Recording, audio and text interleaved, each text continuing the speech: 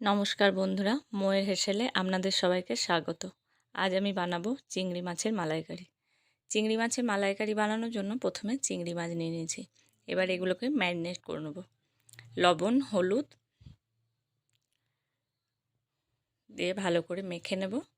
এটা 15 মিনিট মতো রেখে দেব। 15 মিনিট হয়ে গেছে। এবার এগুলোকে ভেজে নেব। তার জন্য কড়াইয়ে সর্ষের তেল নিয়ে নিয়েছি। এবার মাছগুলোকে আস্তে আস্তে দিয়ে ভেজে নেব। এপিট ওপিট করে ভেজে নেব। খুব বেশি কড়া করে ভাজার প্রয়োজন নেই। উল্টে পাল্টে ভেজে নিলেই হবে। মাছগুলো ভাজা হয়ে গেছে। এবার এগুলোকে তুলে নেব। এবার গ্রেভিটা বানানোর জন্য ওই কড়াইয়ে আর একটু তেল দেব। এবার ফোড়নের জন্য এলাচ, দারচিনি, তেজপাতা ফোড়ন দেব। সেটা 30 সেকেন্ডের মতো রেখে এবার আগে থেকে পেস্ট করে রাখা পেঁয়াজ আর রসুন বাটা দিয়ে দেব। এটা ভালো করে কষিয়ে নিতে হবে যতক্ষণ না জলটা মরে আসছে। ভালো করে কষানো হয়ে গেছে। এবার আমি আদা আর কাঁচা লঙ্কার যে পেস্টটা বানিয়ে রেখেছিলাম ওটা দিয়ে দেব। এবার জিরে গুঁড়ো দেব। এবার ভালো করে একটু নেড়ে নেব। এবার একে একে মশলাগুলো দিয়ে দেব। হলুদ, কাশ্মীরি লঙ্কার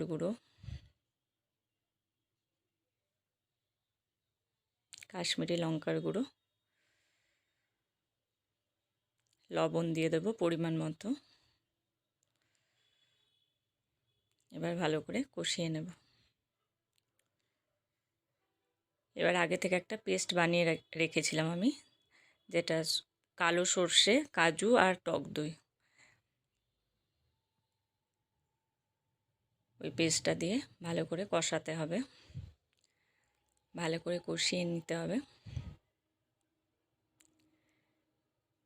এবার যে নারকেল দুধটা আমি তৈরি করে রেখেছিলাম আগে, সেটা দিয়ে দিয়ে কষাবো যাতে মশলাটা পুড়ে না যায়। নারকেল দুধ বানানোর বাড়িতে নারকেল দুধ বানাতে গেলে প্রথমে নারকেলকে কুড়িয়ে নিতে হবে। তারপর গরম জলে আধ ঘন্টা ভিজিয়ে রেখে সেটাকে মিক্সিতে পেস্ট করে নিয়ে ছেঁকে দিলেই দুধটা তৈরি হয়ে যাবে। সেইটা দিয়ে দিয়ে আমি কষাবো।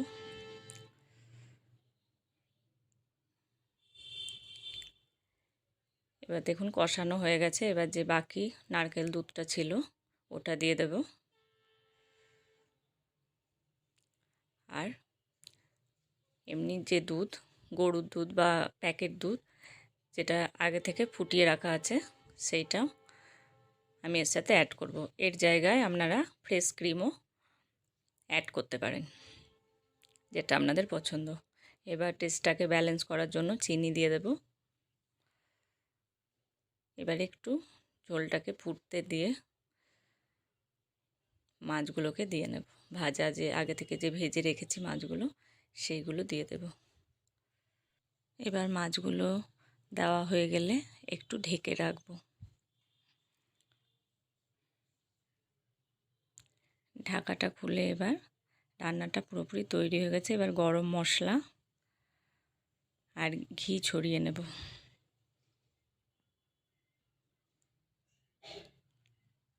অল্প একটু ঘি দিয়ে নেব। রান্নাটা এবার পুরোপুরি তৈরি। ভিডিওটি ভালো লাগলে লাইক করবেন, শেয়ার করবেন, রেসিপিটি অবশ্যই ট্রাই করবেন এবং কেমন লাগলো কমেন্ট করে জানাবেন। আমার চ্যানেলকে সাবস্ক্রাইব করবেন এবং ফেসবুক পেজকে ফলো করবেন। ধন্যবাদ।